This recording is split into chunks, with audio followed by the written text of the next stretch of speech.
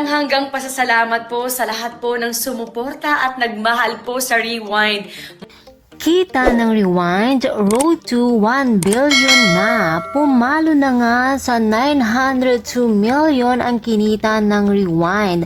At ito inanunsyo ng Star Cinema at dahil dyan, 900 million din ang pasasalamat ng buong team ng pelikulang Rewind na itinuturing ngayon na highest grossing Filipino film of all time.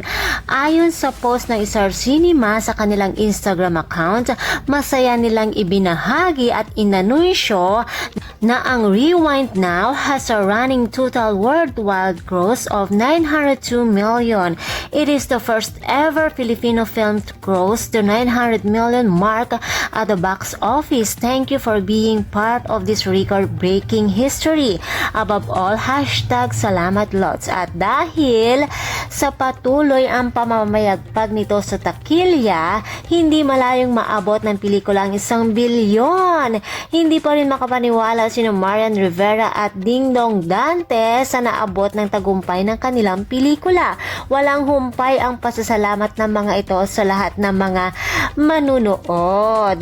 Pinansaga namang lucky charm si Joros Gamboa dahil halos lahat ng pelikulang kabilang niya ay for box office, kaya kung sakali daw na gustong maging box office ang pelikula, dapat ay isama ito. For more showbiz and update, please don't forget to like, share, and subscribe my channel. Thank you for watching.